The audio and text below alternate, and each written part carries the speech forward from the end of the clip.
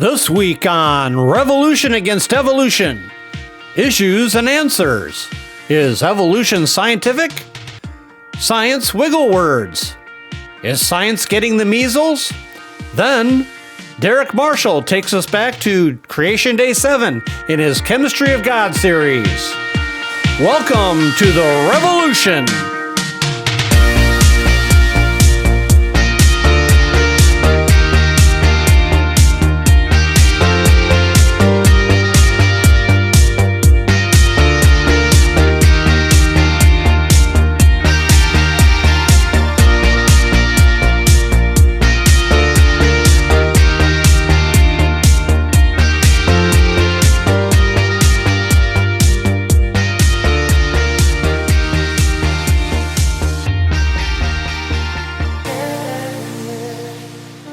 Welcome to Revolution Against Evolution. I'm Derek Marshall, your host. And we also are doing a Zoom call today. I'm in my home studio and we have Doug Sharp with us on Zoom. How are you doing today, Doug? Well, I'm doing pretty well. I'm actually in Florida, but my background is in Red Rock Canyon. So I'm on my balcony in good old Tel Aviv, here. Israel. But I love this background. It's one of my favorite memories of watching the planes come in off the Mediterranean.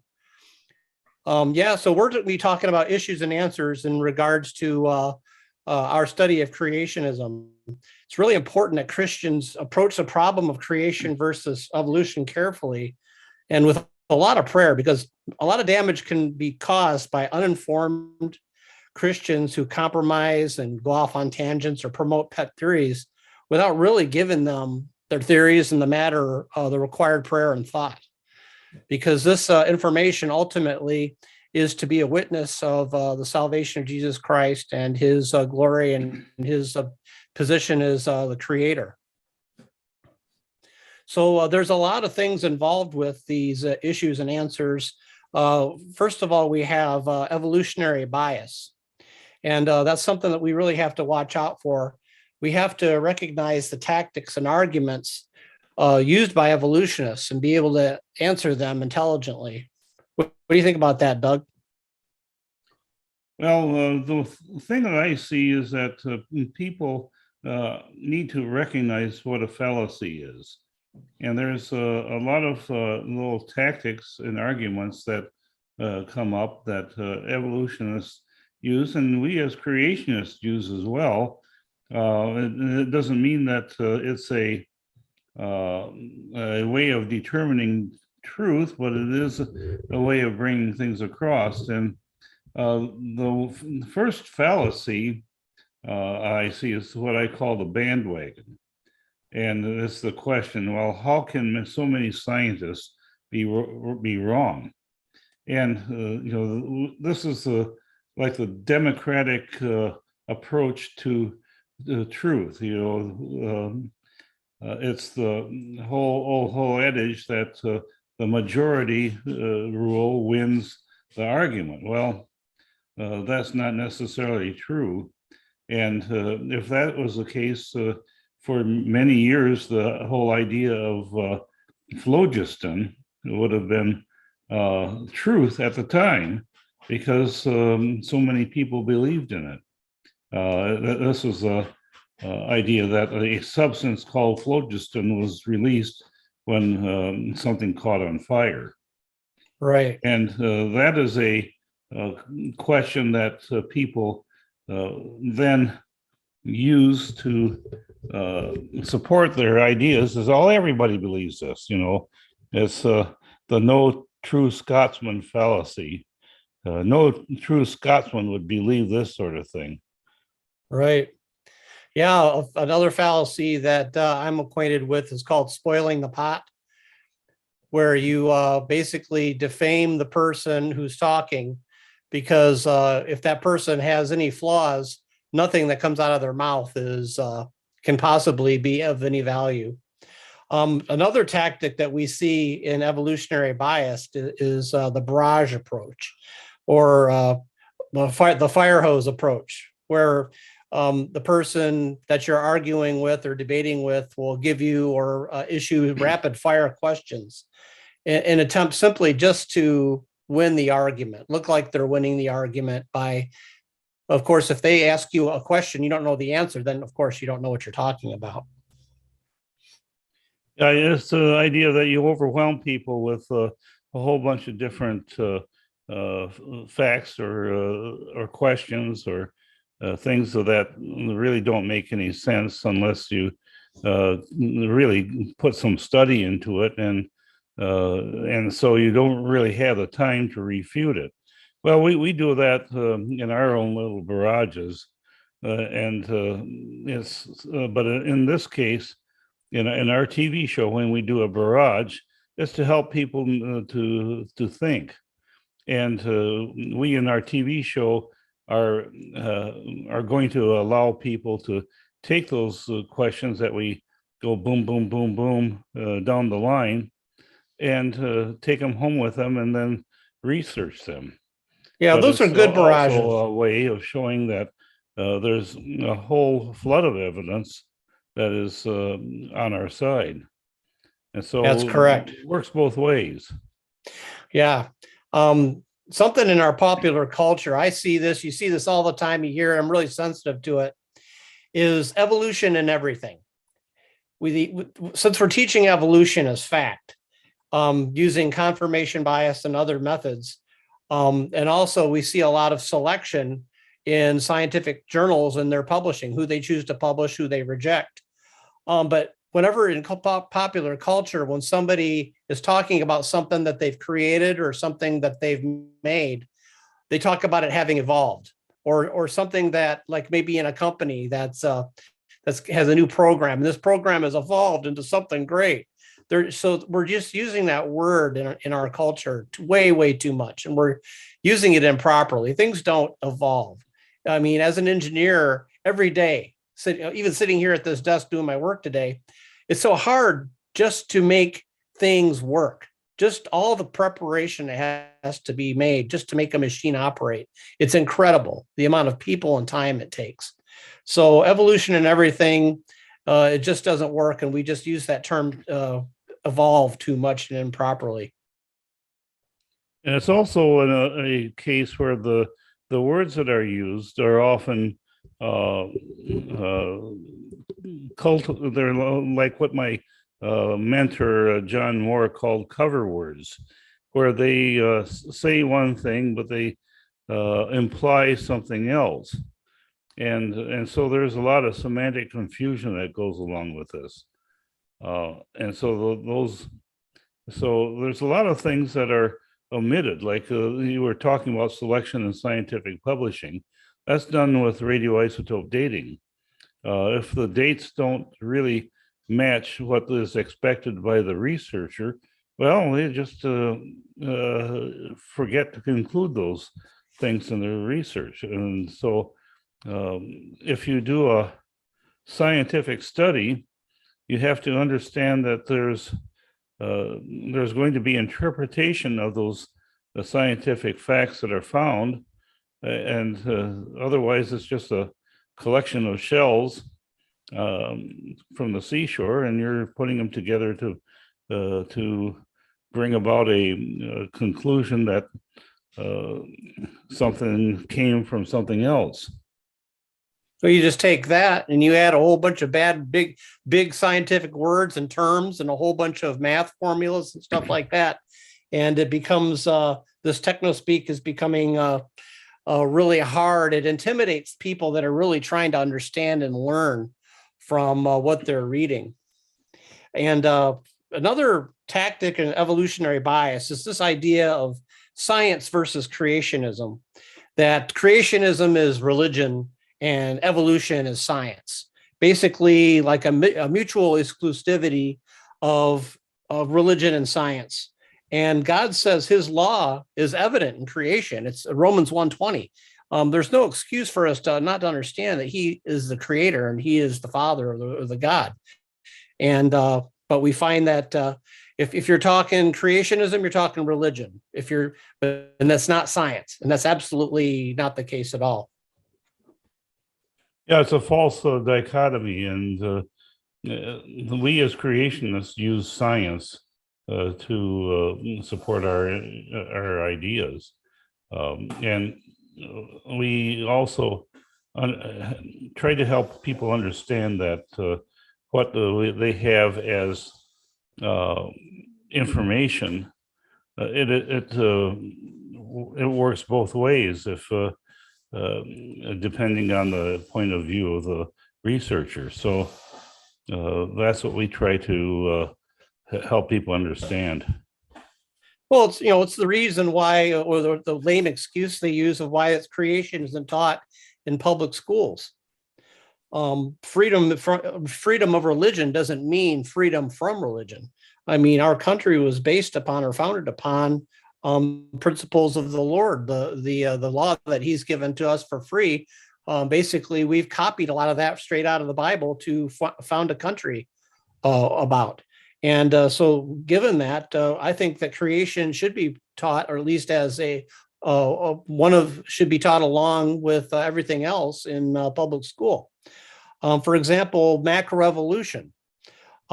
This is not observable, repeatable, or testable, but it's taught as scientific fact. And that flies in the face of, that's a direct violation of the scientific method, which is also taught in school. So you just can't, it's funny how that those two ideas that are the direct conflict are taught together in our schools.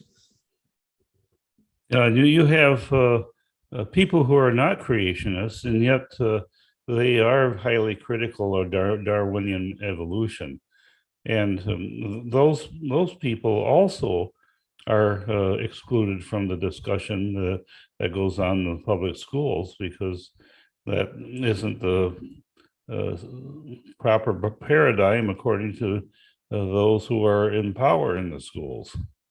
Yeah, we have a couple really good books. We have Sir Fred Hoyle's Intelligent Universe and Ambrose's The Nature and the Origin of the Biological World. I mean, these are two books that you should read if you're interested in the topic. These aren't even creationists, and it doesn't take a creationist to understand that there are flaws in the evolutionary theory. It's not fact. There is also a basis of truth. I mean, in today's world, I mean, it would seem to me that we would gravitate or want a basis of truth because of all of the stuff that we hear all around us. So what we hear at work, or what we hear out in public, or what we hear on television, we just hear all sorts of information. Some of it's true and some of it's not. Having a basis, the origin of all truth is rooted in the knowledge of God. There is absolute truth, and we're just getting so far away from that idea. There is also a question of bias. Everyone has a bias. There's no such things as being unbiased. But like Ken Ham says, we must choose the best bias with which to be biased with. And learn to identify the bias of others and know that there's different points of view. I remember there was, in high school, we had a interpretations of American history class, which at that time it was very interesting to me that all the different things that we had been taught in school over the years had various viewpoints that depending upon the school of thought, that there's a progressive school of thought and there's a neoconservative school of thought. And to learn that there were different points of view, and that, that was a great class. But I don't see that the alternatives to are the point of view that's taught in the public school. There's only one point of view that's taught, and that's the one that's from the materialistic point of view. You were hitting on kind of your a little bit of your school or schooling background, how you chose to study. And we know, and we really should develop a method of study if when we are learning about science, when we're learning about anything. Of course, you need to have a developed method of study. Um, Ideally, we would be highly motivated by our teachers to explore the world, keeping in mind that the world is what God has created for us. Motivation can come from the knowledge of God, and the knowledge of God brings life, and life brings natural interest. You know, what would you rather study? Life with a purpose, or basically the fact that we're worm food? There's nothing after we die. Then you have to learn how to handle conflicting information. All learning comes from hard work, and we have to learn how to distinguish fantasy from reality. I remember my daughter in sixth grade taking a test on evolution, and she put down, here are the answers that you expect, and here are the real answers. Oh, that's great. I love that. Yeah, of course, you know, we went through, I had the, well, high school, of course, I went to a Christian high school. So but we were taught a lot of different things there too. I mean, back in the 80s, we were being taught, some of the theories that have been since debunked. But we were given a good smorgasbord, and I came out of high school being a young earth creationist. And it's really important that we learn to handle conflicting information. My personal college experience, for a lot of my university, last half of my university experience, I had the creation, I had discovered the creation function. And I was basically learning two things at once. I was learning physics the way that physics is normally taught or understood, and I was learning physics from the perspective of creation and what I've learned in the Word of God. And that forced me to prioritize and isolate what it is that I was learning from what is and isn't important. And it's important to be able to make that isolation. For example, when you're reading a scientific paper, you don't necessarily want to read it from the top to bottom and accept it all as fact. You want to be able to look at the abstract and the methods and the conclusion and the experiment and the results, and kind of see where the scientist or the researcher is coming from. It's important to prioritize what part of the paper is important and where are the critical items. We have to learn to deal with contradictions, and that is scientific information that or supposedly conflicts with the Bible. And there are a number of problems that creationists are working on, but the fact is that there is often we have to use an element of faith to fill in the blanks where we don't have the answers. Now, a lot of the people who criticize us would say, well, that's the God of the gaps.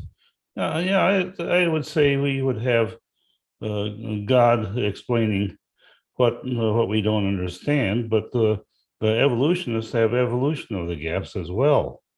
They fill in the things that they don't understand with their evolutionary philosophy. We have to have some courage to answer the mockers with love, compassion, and courtesy. And then we have to remember that everything comes back to Christ and the good news. And because we are going to exhibit a different type of temperament than those around us who are mocking Christianity, we can be an example for what God is all about. Now, Well, speaking of barrages, Doug. Yeah, so let's run your barrage. I think you called it guess words. Let's go ahead and run that.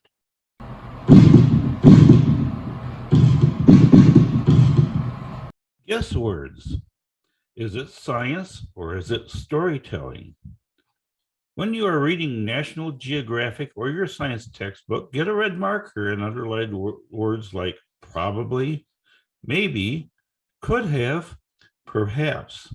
And when you get done, your book will look like it has the measles.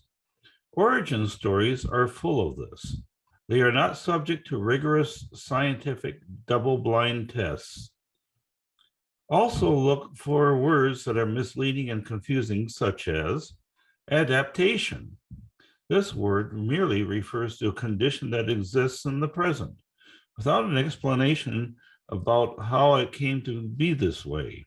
Look for advanced or primitive or complex. Organisms are advanced or primitive only in the mind of the evolutionist. All organisms, even the lowly bacteria, are complex. Look for advantage. Evolutionists say that if an organism exists, it has an advantage over creatures that preceded it. That is begging the question. Look for the word developed. If you see this word, substitute it with created by God. Look for the word dating or radioisotope dating. This is used by evolutionists to convey the misconception that there's a precise measurement of the characteristics of a rock to yield an accurate date. Watch out for these types of words that you have in your science textbooks. They indicate that they really aren't scientific. And you can see that these guess words are something that you can pick up in practically any evolutionary textbook, scientific textbook, and understand that these indicate that the science involved is not really science. It's just a lot of speculation about what things are. Then we have the ultimate experiment. And in studying creation and being a student of life, the key is agreeing with Jesus and agreeing about the nature of sin and deciding in faith to follow him totally. Such an important aspect of learning about creation and his creation, because what I have found in my own studies is the idea of sin or missing the mark is so much evident in the world around us. We need to have a commitment. It's a real commitment to follow Christ, and it's a real commitment to go beyond that and to really study his word. And we have to have a lot of faith, the faith of a mustard seed, so to speak. You want to plant that seed of faith, and when you do that, you reap a harvest of from your studies of knowledge and wisdom. And I've experienced that personally.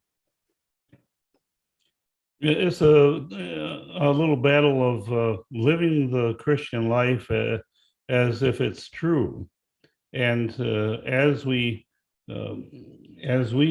put to the test a lot of different things that Jesus has put together in the Bible, and live that life, as it is proof that when the results turn out to be positive and wonderful, that we understand that the truth of the Bible is necessarily a scientific test. And we also have testimonies. Testimonies is our love letter to God. And the testimony of millions of Christians is proof of his faithfulness. People really don't. Well, this is something I've learned the hard way, and I'm still learning this lesson, that people really don't care what you know unless they know that you care. And a good testimony in Christ, if you do that, the love that you have for God, the love that you have for Christ exudes and spills over to people, and people know that you love them and care about them. And when you're telling them stuff, that really, really comes into play when whether they accept what you have to say or not. They really have to know that you care about them and not just care about trying to pull a fast one on them. And we don't want to be wishy-washy when it comes to what we believe. And we want to have to make sure that, once again, the understanding of sin is really comes down to it, the understanding of the world. And that helps us to understand the creation, because as we said earlier, I mean, everything that God, all God's laws, including the Trinity, he says, is made evident in the nature and in the creation around us. And we must follow the formula of repentance to really let this ultimate experiment work. Because if you don't follow the formula of your experiment, you're not going to have results, and you're not going to be able to draw proper conclusions. So repentance and the grace and mercy of God, that all things work together for them that love God, is key to being in this ultimate experiment. Well, we really thank you for joining us tonight on Revolution Against Evolution. And that's our show. So please stand by for Derek's Creation and Chemistry of God series.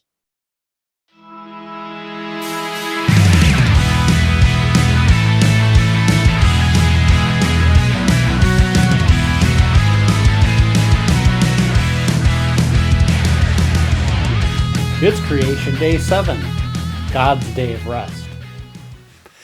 Genesis 2:2-4 says, "And on the seventh day, God ended his work which he had made. And he rested on the seventh day from all the work which he had made. And God blessed the seventh day and sanctified it, because that in it he had rested from all the work which God created and made. These are the generations of the heavens and the earth when they were created." Creation Day 7 items of interest. There's a distinction. There's no day-night division of Day 7. Another distinction, this day is blessed. This is from the Hebrew barak, which is to kneel. God took a knee on Day 7. Another distinction, this day is sanctified, meaning set apart. It is separated from the previous 6 days. Period 7 of the periodic table, 80% of these are man-made elements. God is resting. 7 days of circling the walls of Jericho is a 7-day pattern before it was judged. We have a 7-day warning of the flood to Noah to bring the animals aboard the ark. And we have 3 groups of 7-day periods while Noah was waiting for the birds to see if the land was dry during the flood. The purpose of Day 7. Day 7 of creation is glossed over and skipped quite often. God is our Father. He is our leader. He is setting an example. Work is actually a physical principle. The work energy equivalence theorem, plus work equals pressure times volume, etc. Rest is also a physical principle. Rest implies that velocity is zero. A particle's rest mass is an important quantity in particle physics. Christ fulfills the Sabbath day, Day 7. We enter into his rest as Christians. God is resting, being refreshed by us and his Son, Jesus. Day 7 takes a major role during and after the flood. Creation function, Day 7. Day 7 is root 617 to 1674. Dividing Day 7 by Day 6 root 1674 divided by 616 is 2.718, familiar number. Day 7 of creation is exponential, E being 2.718. Genealogical years from creation to flood, counting the years, is 1,656 years, the genealogies. 1674 minus 1656 equals our familiar pattern of 18 from Day 3, Earth and man being created from Earth. Noah's Ark frame, 50 by 30 cubits. If you add that 1 cubit thick covering of pitch within, without, is 1664 square cubits. 1674 minus the 1664 square cubits gives us our familiar pattern of 10 from Day 2, from waters of the flood. Our 7-day creation fills the ark with 10 left over for the waters outside. And with these, we see that God created the heavens and the earth.